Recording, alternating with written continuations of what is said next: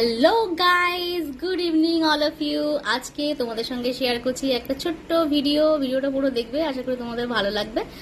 আর ভিডিওটা কি নিয়ে বলো তো, আমাদের একটা স্পেশাল মোমেন্ট, যেটা হচ্ছে যে এই যে দই ফুচকা দেখতে পাচ্ছ, দাঁড়াও ব্যাক ক্যামেরা অন করে দেখাচ্ছি।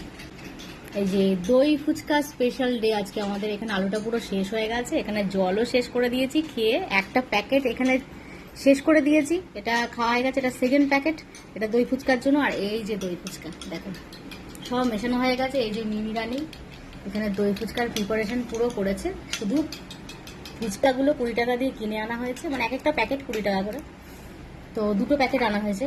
আর বাকি দই তো ঘরেই ছিল, টক দই আর এই যে জল, এগুলো তো জানো সবাই কীভাবে বানানো হয়।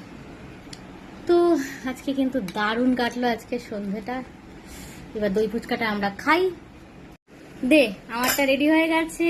এই যে আমার দই ফুচকা, যেটা একদম বাড়িতে বানানো।